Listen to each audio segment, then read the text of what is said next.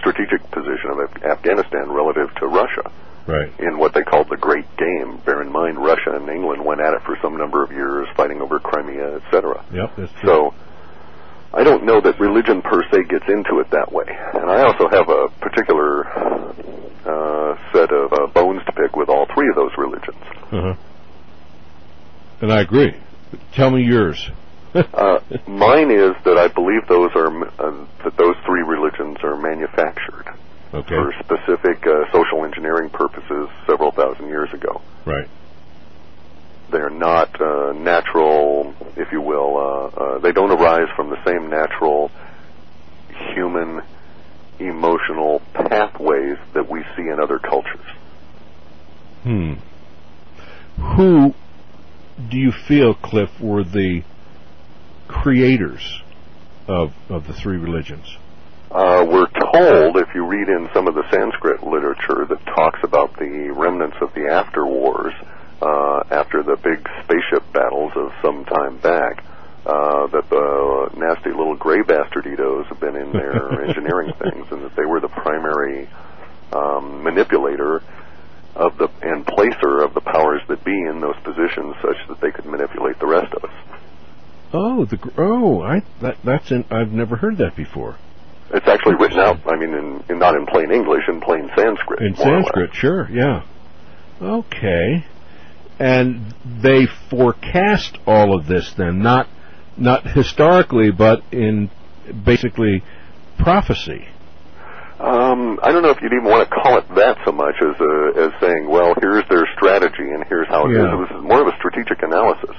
Bear in mind that there's a huge body of human literature going back, if we were to think about the Illuminati, their big deal is what they call the Egyptian mystery schools, right, where the final noesis, the gnosis, the knowledge was supposed to have been obtained.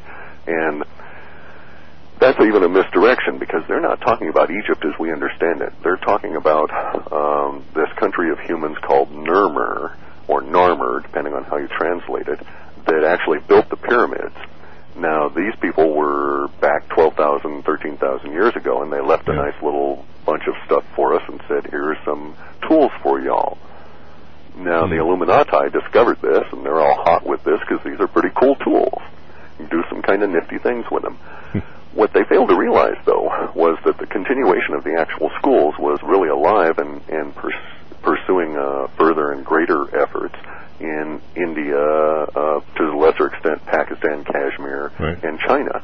And now we have a great deal of hotbed of activity in that particular area with UFOs and such. Meaning Afghanistan, or where? Northern India, Kashmir, and so on. Okay, right.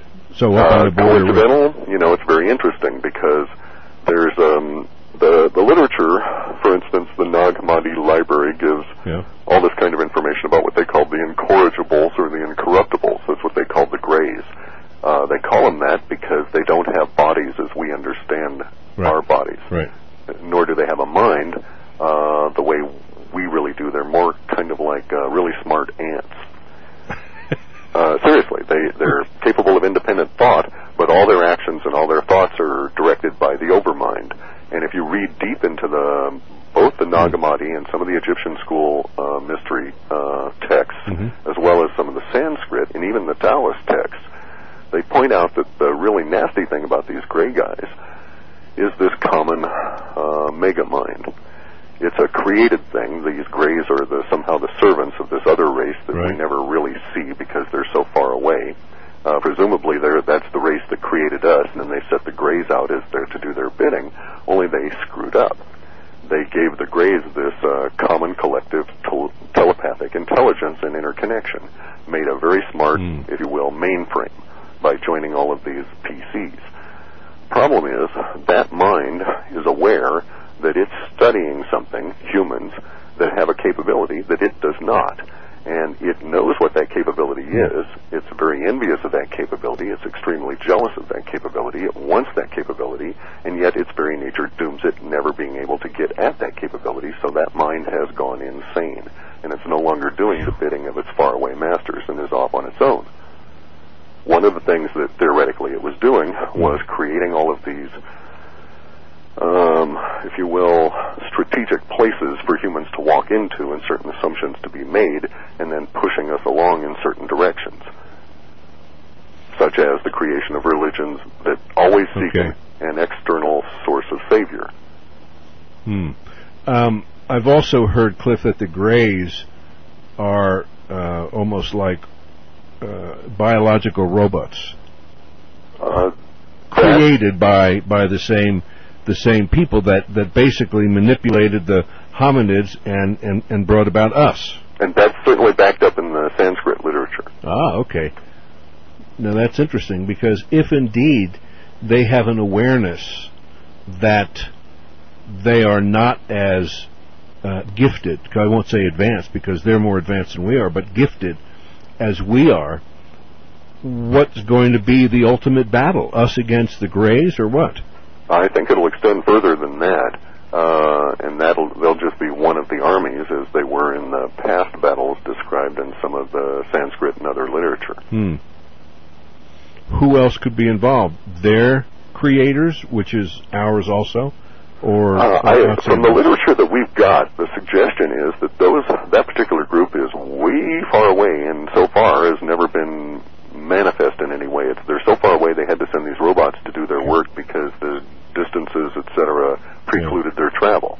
So it wouldn't be like the Anunnaki, who possibly... No, those are also interlopers. They're just coming on in and like the present group of politicians are taking bribes and claiming credit. They're, really, when you think about it. See, here's one of the big issues.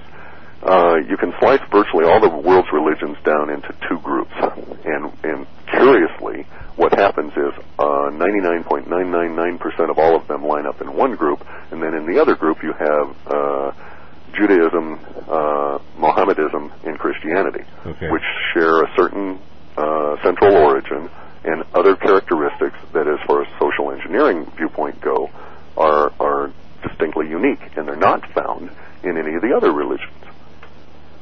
None of the other religions, for instance, on the planet or in history, insofar as we're able to determine, require an outside savior. Believe on me and you shall be saved. It doesn't work that way. All the other religions, including Buddhism, etc., they say, it's within you, here's the tools to get at it. Basically, it's more of an owner's manual and some techniques. And we don't get that in these three, and it is really, truly interesting that the Sanskrit would say, now watch out for these guys. We know they're doing these goofy things over there to the east. Yeah. But we're not strong enough to go and kick them out at the moment because we've just come through these horrific wars. Interesting concepts. Very interesting, because if you go back to the original teachings of Jesus, he directed everybody and said, go within. The answer's within you. Correct. And yet our structure would deny all of that. Right. The way in which the religion is actually manifest in the world makes you more and more reliant on the priests and the Brahmins, and they direct you towards an external savior that in essence places you in this subservient role. Right. Exactly. And also, by the way, they want you to, all three of these religions would have you worship a god constantly. So after you're dead, you get the big reward is you're going to go fly up to heaven and get to sit around and say hosannas all the time, right? Well, it strikes me as a kind of a sick mind that would want creatures like us sitting around worshiping at its feet. Oh my! So that right there tells me, hey, there's something wrong here, right? Or the object where get your followers to believe that once you die in their name, you're going to get 72 virgins each. What in the hell are they going to do with 72 virgins? Well, it's much more complex than that, and that's actually a poor Western understanding of the concept of the Ori. Yeah. By the way, those are not humans. Oh. The Ori are not human beings. The virgins are perpetual, kind of like what the Japanese would have you believe. But they... So they wake up every morning and they're virgins again, something correct, like that. Oh, yeah. Okay. And it gets a little stranger from there. And there's some aspects of this that are rather interesting, and that's the numeric for one. The Quran is extremely interesting numerically. It is almost as though, while it was being written by humans who may have known that certain aspects of it were being manipulated by outsiders, they embedded certain codes mathematically in there, and all of these codes relate to the procession. of the planets through the equinox and the various stages in this little 26,000 more or less year journey around the solar system. Yeah. We also find that that's the case within certain aspects of Judaism. You find these certain numeric relationships. Sure. 72, for instance. You mentioned the 72 virgins. Well, why not 68, 51? Why 72? Well, good 72 question. is a number of years it takes you to go through a single degree. Ah, okay. Interesting, Cliff. Very interesting. And if you start doing the multiplication, it's like, oh, they're teaching you about the precession of the Earth through the elementals. Now, is this where the Kali Yuga comes in? That's an interesting thing. Now, the Hindus don't reckon time, and I say Hindus in a loose form. I'm not saying Hindustanis or... Yeah, right. You know, I'm saying the people who live in the Hind, what we call India. They reckon time in a different way that they say comes down to them from approximately 30 million years ago. And that the way in which they reckon time is dividing this time up into the basically precessional movement around.